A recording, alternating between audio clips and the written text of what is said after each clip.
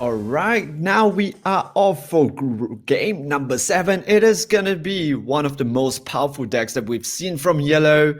Mecha Frieza, Resurrected Monarch against one of the red powerhouse that we've seen in the new meta, King Vegeta, the Monarch versus the King himself. So, history-wise, these two characters kind of shapes the whole Dragon Ball Z name, right? That's basically it. Dragon Ball Z. These two guys.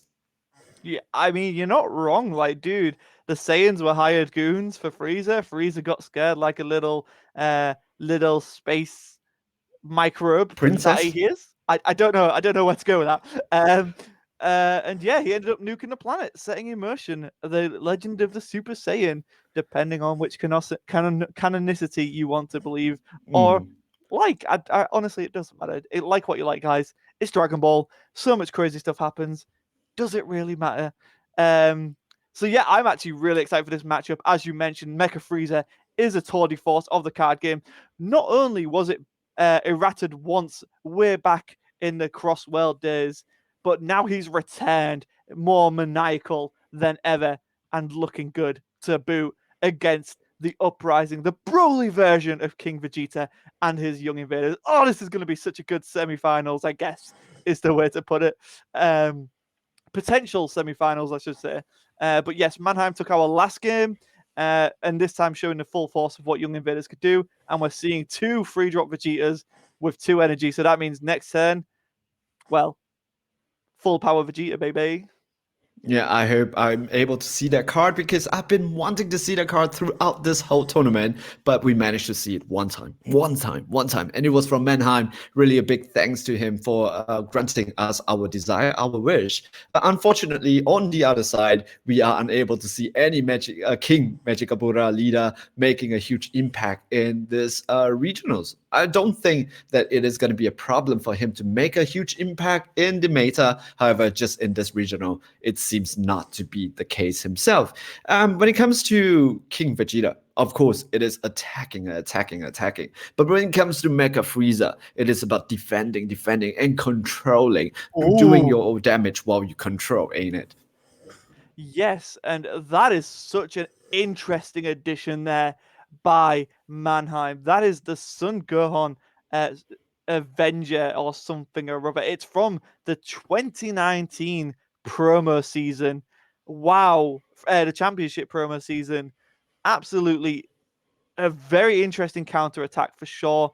And yeah, as you mentioned, Mecha Frieza is very defensive, sorry, and your opponent, if they tap out, it will 100% punish you. Mannheim, as an experienced player as he is, will know that and obviously will not opt to tap out unless he's very sure in his plays. And as I find out what the Gohan Avenger actually does, because it's in my shiny binder, Melvin, take it away. Mm-hmm.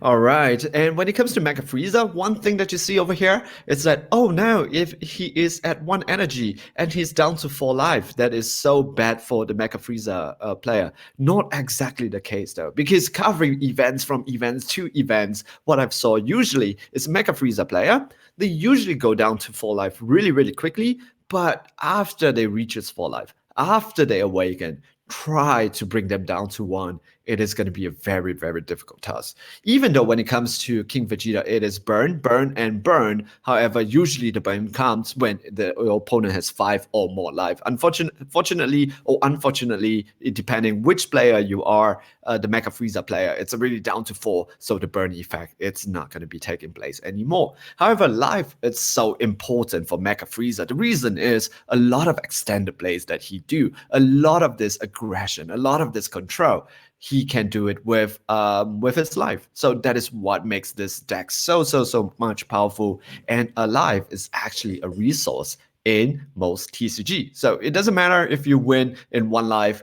It doesn't matter if you win with 8 life. Win is a win. So that is why with Mecha Frieza, such a powerful card, using life as resources just to protect yourself, just to extend the play, just to go in for the game. It's going to be a very, very, very interesting matchup. Back to you, Scott. Have you found out what your favorite card is? the Avenger. What does he do? I do. I have my shiny binder, which you definitely can't see yet, but I might show up at the end of the stream. So Sun Gohan the Avenger is a 4-cost red card, 2 specified cost, 0 5k combo, 20k body. But that's not why you play it. Counter attack if your leader is red. Negate the attack and play this card. Permanent during your opponent's turn, reduce the energy cost by 2. Now here's the kicker and why it's actually an amazing inclusion in King Vegeta. When you play this card during your opponent's turn, choose up to one of your opponent's leader cards or battle cards, it gets minus 10k for the turn, which you combined with the King Vegeta leader effect. That's a minus 20k negating attack for 2 energy. That's pretty good in my book, and a 20k swing to boot. What do you think though? Because when the card was printed, 2 energy, even though you get the extra minus 10k from your King Vegeta leader, it was pretty good. It is still pretty good. However, I could think of other cards. For example, is that all you got? For 1 energy, you negate the attack. You might with another card that you drop, you minus 15k from 2 of your opponent's battle card. With King Vegeta's ability, you minus the extra 10k. For 1 energy, do you think that might be a better play here? It's searchable, right? And it's a 0-5 combo. I actually think this is the correct play here because not only is he putting a body on board, he's now going to kill this double strike ape, and he's got a body on board. Awesome. Yeah, I agree with you. That is definitely a correct call. Removing the double strike ape is so good. Like, get that in finalist gold. Yeah, it's a beauty of a card. All right, here we go. And taking care of such a powerful card, such an annoying card. Also, double strike 20k, quite a difficult number to deal with. Now he's going to max out on because Mannheim tapped out for that play. Mecha Frieza can very much capitalize. So we're seeing the U9 assemble all too familiar in the Mecha Frieza deck. Because Mannheim's tapped out, he can indeed play a Universe 9 from his deck. And we see the Basil. Yep.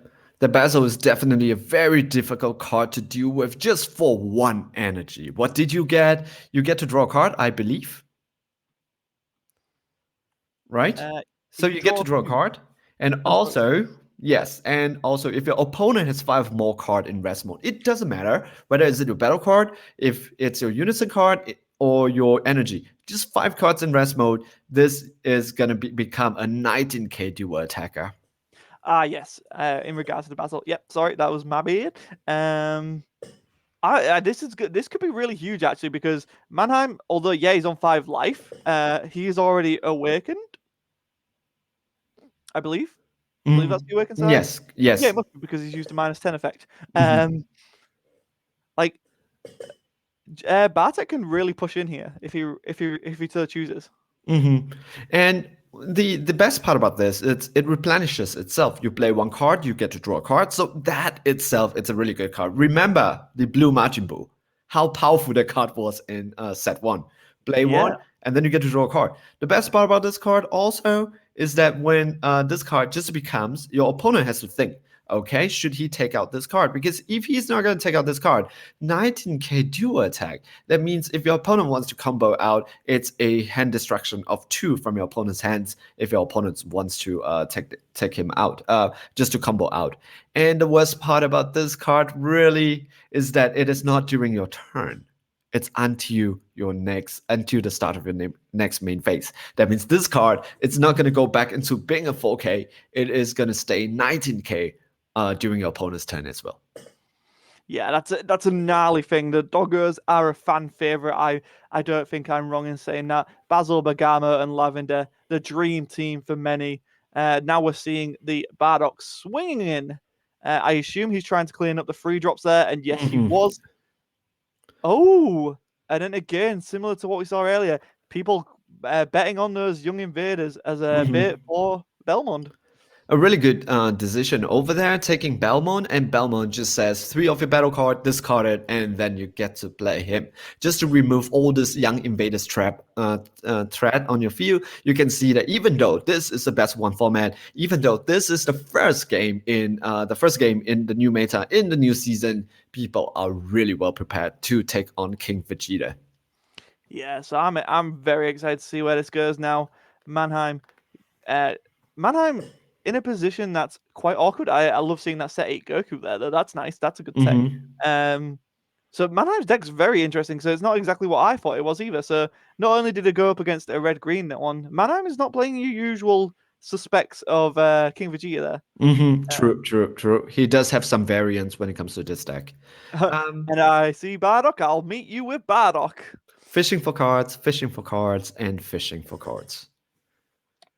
Okay, So this is drawing asking two. for counter players. Mm-hmm. Do we see a Beerus here? Let's see. I wouldn't be surprised.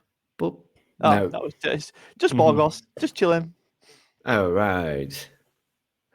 One of the stuff that you can play also in this meta, funny, because if you're going against a lot of King Vegeta, it's actually the Pilaf deck. Because it still counts as your own red card. That means you can pop it to give your unison. You can pop it to awaken. You can awaken because you have more than red battle cards. And also you can pop it to feed to your unison. So the leader himself has an inbuilt board removal for you. That's so interesting. That's Yeah. that's actually a really good thing to point out there. Yeah. And one of the reasons you should subscribe to Senzu Pop on YouTube. Yeah, Pilaf Gang. I do love Pilaf. I still remember that mat design you got commissioned, Melvin. I'll never forget it. Fun times, Okay. fun times. Yeah, I think enough time has passed. The emotional scar has healed, and I believe that this is a really good story to be posted in the Facebook community, right? Oh, Dragonball Super definitely. community. I'm gonna post it shortly after this, or maybe in 1 or 2 days' time. Let me find the pictures itself. It's gonna be pretty funny.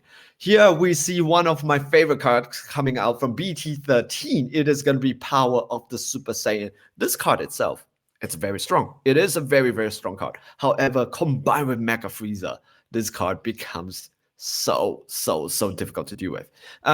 You choose a battle card, put it to rest mode, you get to draw a card for 0 energy. But because of Mecha Freezer, I think when you put a card to rest mode, you get to choose another battle card and put it to rest mode. Is that true? I believe so, but there's no option for him to choose there. And now we see the Jiren unison coming down. I love him. Hello, Jiren. How are you doing? Good to see you being represented. Oh, it's actually kind of fitting because you've got Belmont there, who's his god of destruction, and Jiren's just about to be like, I'm a yeet at this freezer, which again he does in a tournament of power. This is super cool. Yeah. This is really fun to see, guys. Yep. But take note of something that that is not very well known with the Jiren Unison is that his -3 auto, -3, it's activate battle and not activate main. That means this marker skills can be used during your opponent's turn, and it is so powerful. It's very devastating. It's actually game ending because if your opponent goes for the game, you get to do a -3 and choose up to one of your opponent's battle card, ignoring barrier, and it gets -25k for the turn. So if your opponent's going in for the game, and then it's something which is 25k or less, and he doesn't notice that your Jiren is there, or he doesn't notice that you can do a -3 during his turn, he's going to overcommit, and then the game ends there. Ooh. Here we go. Here comes the Mecha Freezer, the sought after Mecha Freezer. The no, never mind. There goes the Mecha Freezer. The robotic repulsor. Yeah, it's one of the sought after promos from the last championships, sort of volume 1 of 2021. A very sought after card. And yeah, you could earn it by entering the Cardmarket Regional, so that's a good thing. All the more reason to enter these events, other than the amazing commentary by myself, Scott Sedman of London Players Guild, and Melvin Hansa of Senzu Pop. And we've got to give a shout out to the amazing staff working today, all of the judges, all of the TO, and obviously our man behind the scenes, the Wizard of Oz analogy that everyone makes. Connor is you're not gonna, I don't know why I was setting him up to talk, but Connor, a huge thank you to you and Melvin for keeping me company and Sin. Yeah, and also a big shout out to Connor for all these amazing EDM parties that he's been throwing behind the scenes. And of course, that's the whole thing, right? DBS is just a cover up. That's what he said. Yep, we're literally just like, we're definitely running an event Yeah, but it's actually an legit. EDM party with some DBS interruptions. It's totally legit event. Uh, All right. When it comes to the Mecha Frieza robotic repulsor, I really love that card, but you know what I don't like? oh, I don't know, Melvin. What don't you like?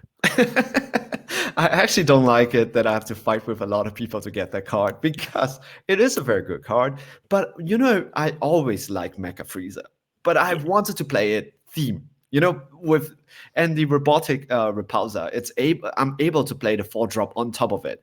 But you know, by itself, it's still a very, very amazing negate. So that is something that I'm struggling with, and that's what I'm gonna do. I am gonna make. I already got my 4 repulsor, so that's pretty good, and that's what I want to do. I want to make a theme Mega Freezer. I don't care if it's not that good, it's but to just for me, fun, right? I think me and you yep, share a lot of sensibilities there where we like playing stuff on theme, and that's the combo I was talking yep. about.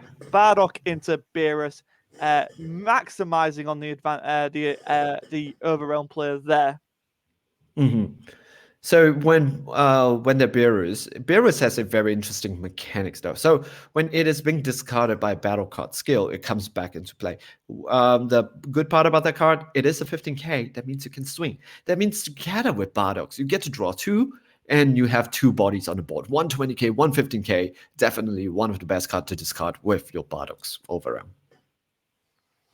Yeah, for sure. Mm-hmm.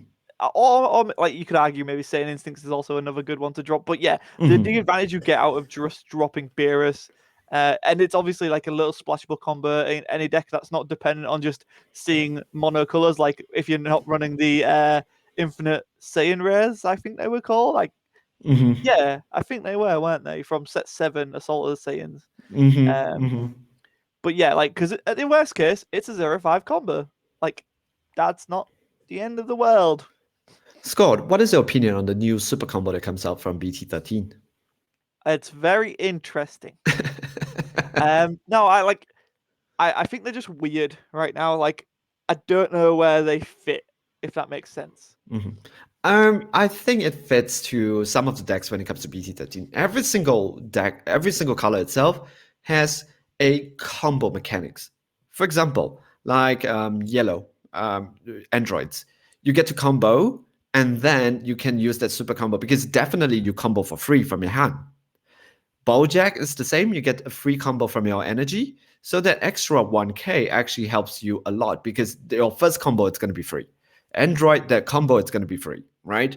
So Yeah, you get that extra 1k for defensive. However, it is not a very offensive combo. If you're going to use it by itself, it's not really good. So usually, I think for most decks, you don't have to play any one of them, but I would recommend playing one because that extra 1k, I don't know, might be very, very useful. Imagine your opponent swings at 40k, you are at 35, and then you just instead of comboing two cards from hands, all you need is that one super combo. You get to draw a card also. Brings you out yeah. of it. I think you might be on something there. I mean, look Mm-hmm. at the Piccolo Junior, right? We've seen how awkward Mm. 16k can make things. So Mm-hmm. that extra one, yeah, I can definitely see that reasoning. I think that some decks do benefit from them as more. But another thing with the Unisumori series, we've seen Bandai experiment with fundamentals. Battle Evolution saw new counters, new kinds of counters, introducing barriers. Playtime's over playing 1 drops instead of just adding them back to hand. We've seen super combos go through different iterations, all brought up to power level of defending Father Powergus. Um, and then obviously, like you mentioned, these new defensive super combos, it's all a matter of time and figuring out where they fall into place. Mm-hmm. But yeah, I love the experimentation of what we consider staples being very experimented on. Like we have a yellow bean now, we have a Mechikabura bean, we have a Senzu bean, we have in from I think it was a Giant Force, was the after image, no, the The Korin Senzu bean. Korean sensu bean for red. Yeah, so lots of interesting things like that are starting to come into play now with Mhm. Dragon Ball, and that's very exciting to me. Bean for everybody. Um, You get a bean. what we see here, it's a huge commitment from. Oh, okay. Okay, what's happening here? So this is a 19k. I thought that this card was pop. He played it, I think. He replayed it again? I think so. Oh, using most probably using universe the universe card, the universe assemble. extra card. Mm. So what happened just now is that the Basil was actually being played. However, when he swings, what happened was there was a huge commitment from Man, who do a -3 to take out that Basil, because that Basil, it's really, really annoying to deal with. However, that is the power of Basil, because it is just a one cost. Take a look at the hand from the Mecha Freezer player. Yeah, that is a what we call in the industry as a buck for a hand. No, that's the deck. He switches it. Take a look at the deck. Yeah, That was his hand. in fact, we might even call it a novella at this point. Mecha Freezer's magnum opus. How many more cards do you want in your hand? I believe the answer is it's never enough. There's at least 2 super combos in there from what I just saw there. Mm-hmm. Oh, and, yeah, why not, right? Just add a marker to my unison. Mm-hmm. Oh, he's going in. He's going in. Ooh. Okay. So if there is not a negate in this one, I think is it a triple striker? It's dual attack, I believe.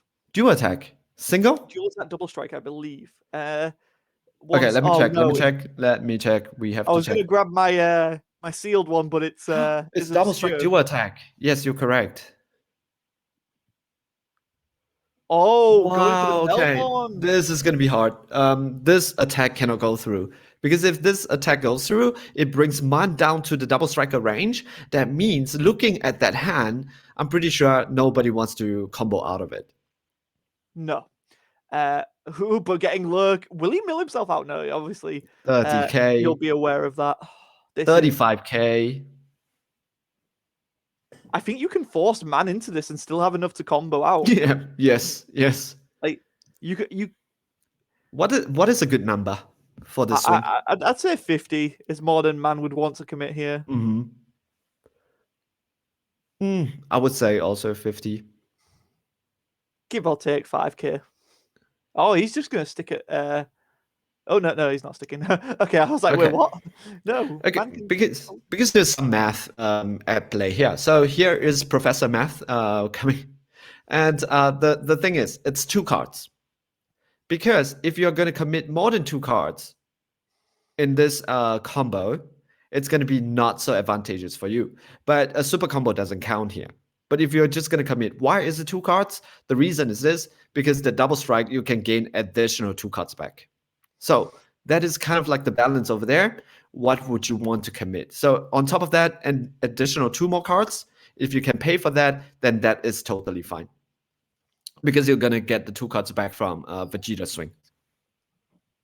So see here, this is a super combo. Super combo, it replenishes your cards, and then 2 more cards So to it looks like the 4 drop area. cards in hand Mm-hmm.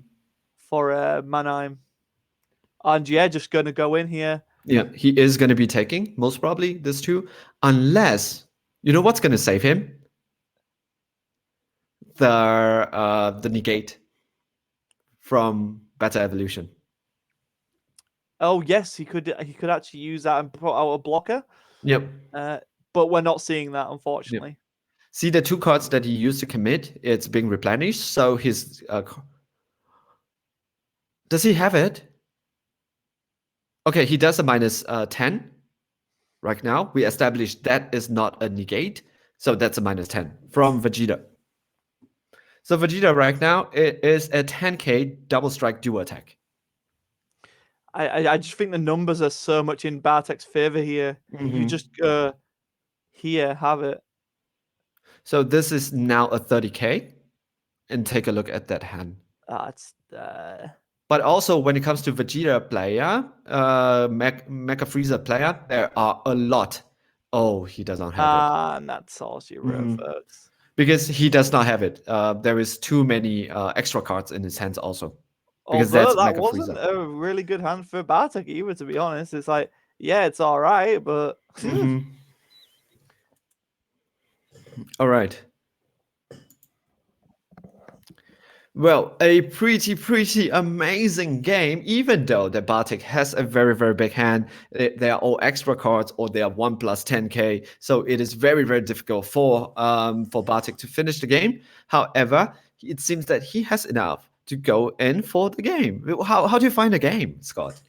I thoroughly enjoyed that. That was a very good dismantling of what King Vegeta sets out to do, right? Like Hmm. it's there, it tries to spam its young invaders, it tries to get that free drop on board, and Mecha proving that it is this toolbox, this toolkit that can adapt to any situation, just like that, Broly, which is why both leaders are very strong and prominent in these formats, especially in best of one, where there is no option to side answers, so to speak. And yeah, Mecha Frieza and Bartek keeping the cool and just having that hand was insane. Hmm.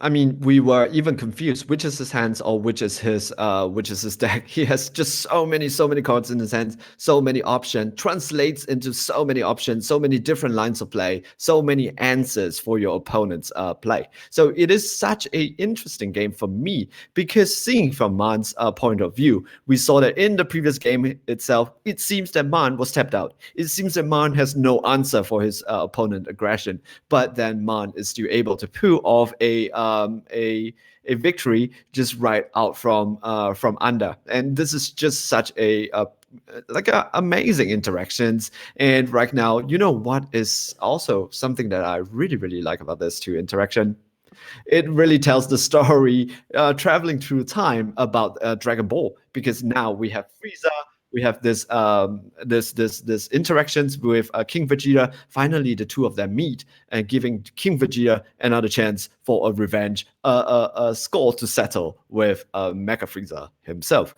And yeah, when it comes to some of the cards for BT13, we saw that we have power of the Super Saiyan used in Mecha Frieza's deck is so powerful because you got to, when you activate an extra card for Mecha Frieza, you get to choose one of your opponent's battle card and put it into rest mode.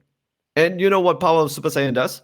It draws you a card and puts a card into rest mode for 0 energy. So Mecha Frieza, such powerful leader in best of one, especially.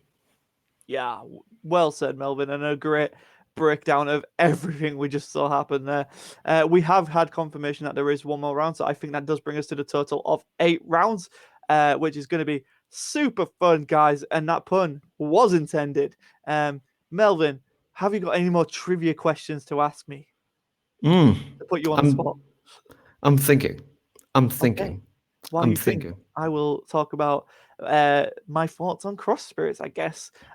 So I'm obviously very excited for what Cross Spirits brings, whether it's actually a spiritual in any way, name, or shape to Cross Worlds, which introduced Overrealm. Could we see a new mechanic? Hopefully not. They did say in the dev notes that they're kind of looking at maybe slowing down that sort of we're adding new keywords every set, which is really good for the game. But just from what we've seen alone right now, we're seeing more Boo. We're seeing more. We're seeing Super 17, which is wicked. I think the last time we saw him, he was in green, maybe. Mm-hmm. Mm-hmm. So I'm loving it from that kind of thematic aspect. I'm really happy Divine Multiverse, Universe 11 Red stuff is actually seeing a cohesive strategy. Mm-hmm. I definitely agree with you over there. But some of the for me, I really love to read into the designer's note because it kind of lets you pick the minds of the designer, some of the stuff that they're thinking. Maybe one of the discussion that we can have over here, it's they did include in a small paragraph that they're looking into what is happening in the format right now. They said that they're keeping a close eye on the speed of the format, not just how many keywords is being released, but also during a tournament, during a regionals, the speed of the games that is being played, especially if we are talking about best of one. What do you think that they are most probably implying there? Uh, Maybe a proper look at a best of one format ban list, tier list type thing. Like we've seen, or a restrictive list. Sorry, not a tier list. That's what YouTubers do. Those here content creators. Um, no, it's fine. So I don't know. That's what I took it as. Maybe it's more addressing the speed of the game. Maybe introducing a new. I don't know. Maybe stuff like you can only like maybe adding you can only play one copy of this card per turn to some of these more cards that you see come out constantly. Um, maybe I don't know. Like it generally is a very intriguing thing. I think mainly is what I think is a dedicated best of one ban and restricted list that isn't just reboot Gohan is really strong and really not fun because you either win or you lose against it if Hmm. you open your hand bang. Like so, I think them taking their time and looking at it and examining it thoroughly. I think that's what it's talking about. But Hmm. who knows? We'll see. I guess just before the release of Cross Spirits is when they'll drop their ban list. Whether we'll get two ban lists, who knows? I'm excited to see it though, and I think it's definitely overdue What because some about cards. What No, no, about go on. allowing sideboarding for best of one? So instead of having one game that you can sideboard, what about having when you see your matchup, you allow some time to sideboard before you step into your game? Has this been done before in TCG? So, as far as I know, Flesh and Blood have this system in place. So, when you're playing, you like when you get to the table because it's only best of one Flesh and Blood.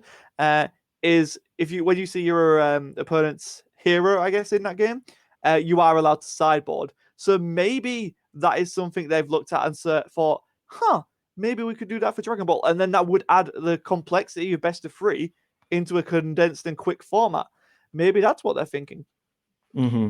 It's going to be pretty interesting moving forward because what I like is they just include a small little sentence. Nobody could figure out what happened. Some people are saying they are planning to look into Mecha Freezer. I was looking at the paragraph and go like, how do you figure out that it is Mecha Freezer from this one little paragraph over here? But interesting days ahead. But what we can assure is that if you have problems with this best of one format currently right now, please be assured that the game designers also do have that in mind.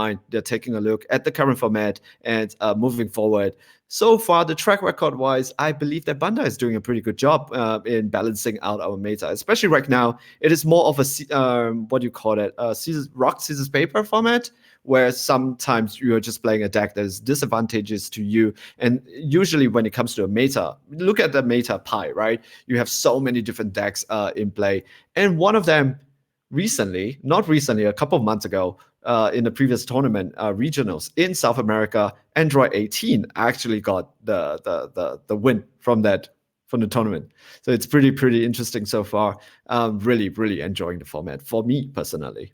I really like how you hit on there from different regions, right? Like that's something I think I'm definitely guilty of it is just focusing on mainly Europe and the US as the competitive scene, but we have seen in the likes of Italy, for example, and I'm still convinced Italy is why King Vegeta got a reboot, because King Vegeta was just taking their regionals by storm, which is wild.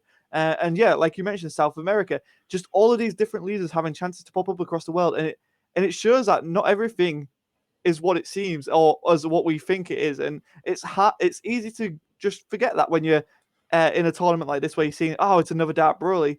But we've seen it today. Dr. Weiro was played, right? So, like, yeah, it didn't win, but you never know. All it takes is someone's spark of creativity to redefine a format. We've seen that time and time again. Sandy Cater, shout out to him, when he broke Vegex with Universe 9. Literally, that man banned an entire archetype. He came in, he set the whole scene on fire, and then he left. Yeah, that's what he do, man. That's what he do. That's Sandy Cater in a nutshell. Um, but yeah, and that's the kind of stuff I love in Dragon Ball is just how one or two cards can change a deck entirely, right? Like, Hmm. in our game we've played on your channel when I was Mass Saiyan and I was Vegexing it up and was able to do so much damage in that first turn. It's just Mass Saiyan just doesn't have that built-in extension to go longer if you can starve it with its resources. So things like that, and that's why I'm super excited for the reboot Mass Saiyan. Like, oh my gosh, I really want to throw down and just see what can happen with that. And it looks like it's a Mass Saiyan deck.